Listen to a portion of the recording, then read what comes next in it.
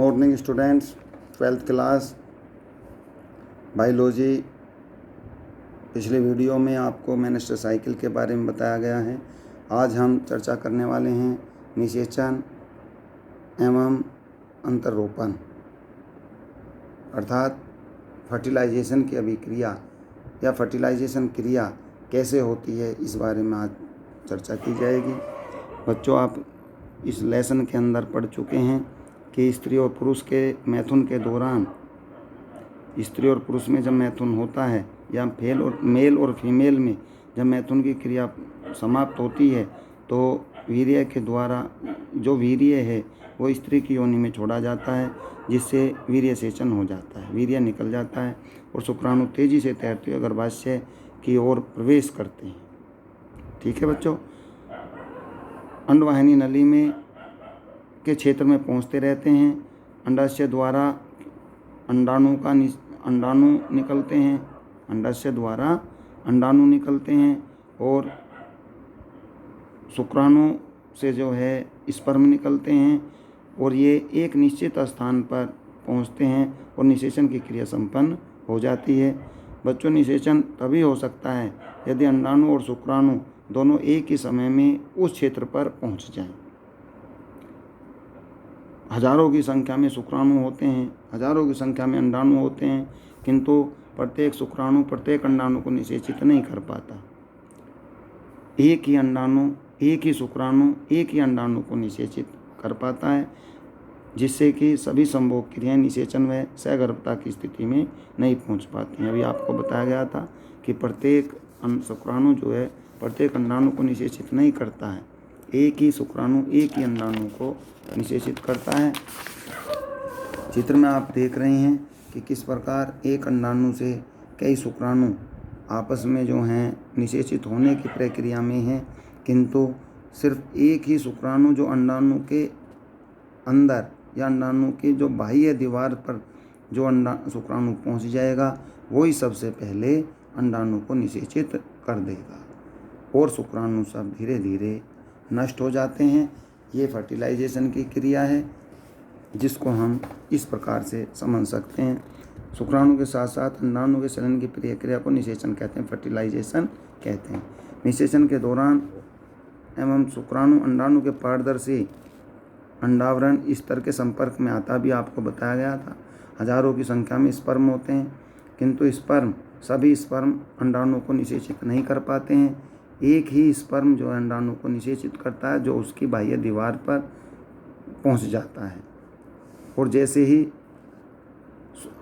शुक्राणु उसके अंडाणु के संपर्क में आता है और अतिरिक्त जो एक्स्ट्रा शुक्राणु होते हैं वे प्रवेश को रोकने हेतु उसके उक्त स्तर में बदलाव को प्रेरित करते हैं।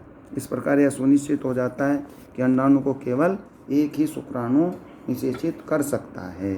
ठीक है, स्पर्म का जो अग्रपिंडक है बच्चों, वो अंडावरण के माध्यम से अंडाणु की कोशिका दर तथा प्लाज्मा भित्ति में प्रवेश करने में मदद करता है और द्वितीयक अंडक के अर्धसूत्री विभाजन को प्रेरित करता है।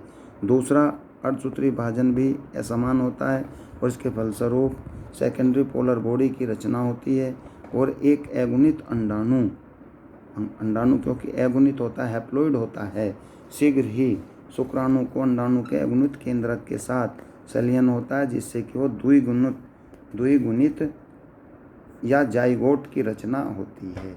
जैसे ही शुक्राणु अंडाणु के अंदर प्रवेश करता है और संलयन होता है तो ये निषेचन हो जाता है, तो इस क्रिया को हम जाइगोट कहते हैं।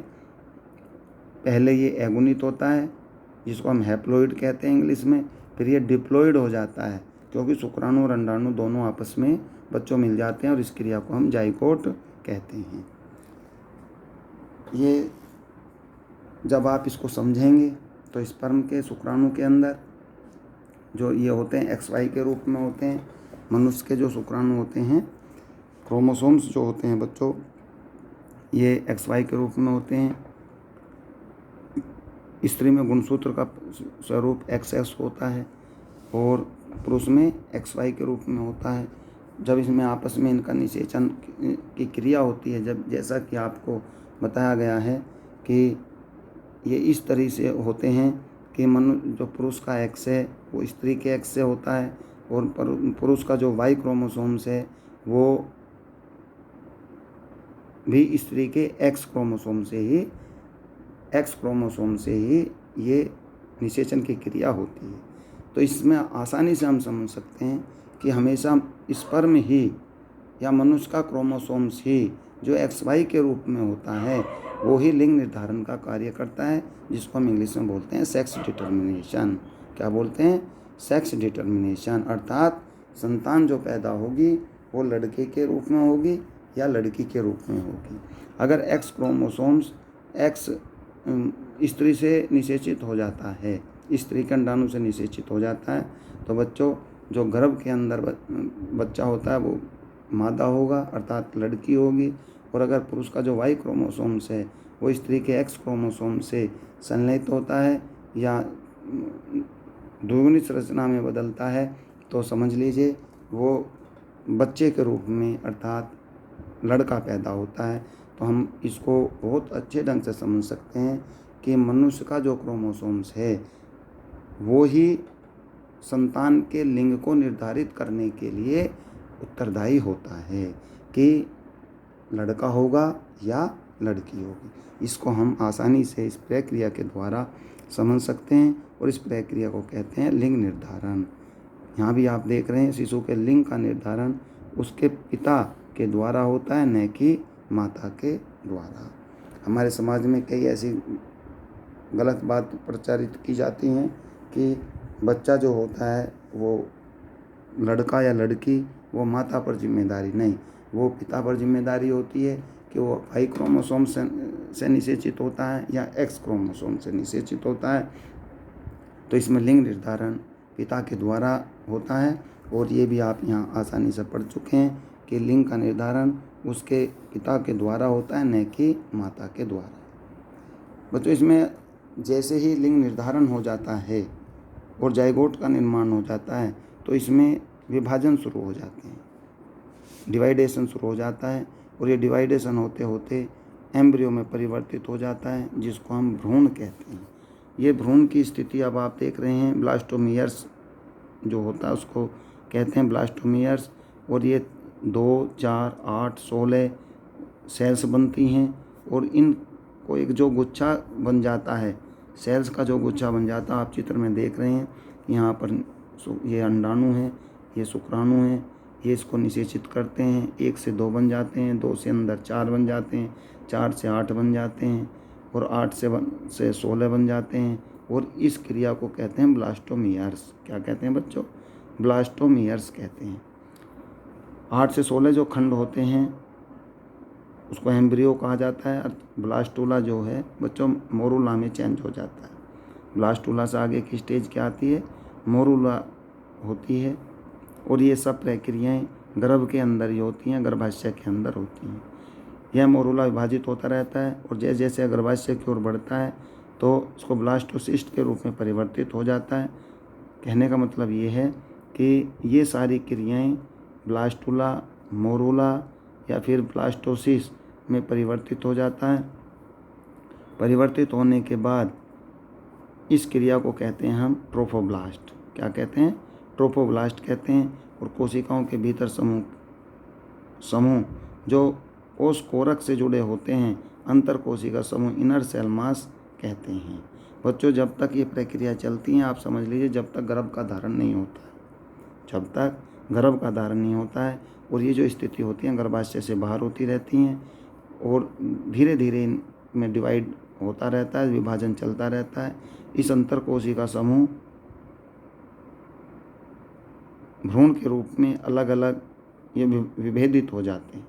आप जानते हैं अलग अलग कोशिकाएं अलग अलग ऊतक बनाती हैं, अलग अलग ऊतक तंत्र का निर्माण करते हैं, ऊतक तंत्र मिलकर के अलग अलग अंगों का निर्माण करते हैं, और ये एक तरीके से गर्भाशय की तरफ तेजी से चलता जाता है। इसके परिणाम स्वरूप कोरकपुटी गर्भाशय अंत स्तर में अंत स्थापित हो जाता है।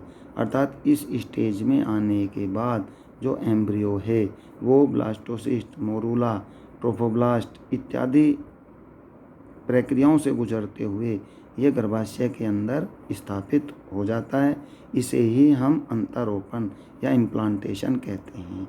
देखिए, निषेचन गर्भाशय से बाहर होता है और निषेचन के बाद कुछ प्रक्रियाएं होने के बाद ये गर्भाशय के अंदर अंतरोपण या जिसको इम्प्लांटेशन कहते हैं और बाद में यह सगर्भता का रूप धारण कर लेती है। अर्थात गर्भ का धारण गर्भाशय के अंदर बच्चों हो जाता है। आगे की स्थिति आती है सगर्भता तथा भ्रूणीय परिवर्धन कि अब जब गर्भ का धारण हो गया है या अंतरोपण हो गया है, इम्प्लांटेशन हो गया है, तो आगे की स्टेज क्या होती है? ठीक है बच्चों, उसको हम सगर्भता कहते हैं और सगर्भता से भ्रूणीय परिवर्धन होता है। अर्थात गर्भाशय के अंदर बच्चे का कैसे विकास होता है, जो कि एक निश्चित समय 9 महीने तक गर्भाशय के अंदर वो बच्चा एम्ब्रियो रहता है, फिर वो बच्चे में परिवर्तित हो जाता है। हाथ, पैर, आँख, नाक, कान सभी अंगों का निर्माण गर्भ के अंदर होता है। उसकी भोजन की प्रक्रिया भी गर्भ से ही चलती है, क्योंकि वो उसका कनेक्शन माता के द्वारा हो जाता है। तो कहने का मतलब ये है बच्चों, सगर्भता और भ्रूणीय परिवर्धन हम नेक्स्ट वीडियो में आपके पास पहुंचाएंगे। आज आपको सिर्फ 2 चीज़ों के बारे में बताया गया है, अंतरोपण, इम्प्लांटेशन, फर्टिलाइजेशन। निषेचन और एक तरीके से इंग्लिश में समझ लीजिए फर्टिलाइजेशन और इम्प्लांटेशन। अर्थात निषेचन की क्रिया कैसे होती है और उनका इम्प्लांटेशन कैसे हो जाता है, गर्भधारण कैसे हो जाता है, और गर्भधारण के बाद ये क्रियाएं पूर्ण हो जाती हैं और उसके बाद हम पढ़ते हैं बच्चों सगर्भता तथा भ्रूणीय परिवर्धन। इसको नेक्स्ट वीडियो में आपके पास भेजा जाएगा। आप देखते रहिए, वीडियो देखते रहिए, बुक्स के साथ साथ वीडियो का मिलान करिए, जिससे आप जो हैं इस कॉम्प्लिकेटेड प्रोसीजर को आसानी से समझ सकें। ये बहुत ही कॉम्प्लिकेटेड प्रक्रियाएं होती हैं एक तरीके से, बट बहुत जटिल क्रियाएं होती हैं। इनको समझना बेहद ज़रूरी है। नहीं तो आप बुक से समझ सकते हैं, नहीं आप वीडियो से समझ सकते हैं। इसमें वीडियो के साथ साथ बुक्स का होना बच्चों बेहद ज़रूरी है। ध्यान से देखते रहिए। अगर कहीं कोई प्रॉब्लम आती है तो तुरंत आप कमेंट्स करें कमेंट्स बॉक्स के अंदर, या फिर फ़ोन करके पर्सनल आप इसको जो है अपनी प्रॉब्लम को दूर कर सकते हैं। और मेहनत के साथ आप जो हैं इनको पढ़ते रहेंगे, इनको देखते रहेंगे। Thank you.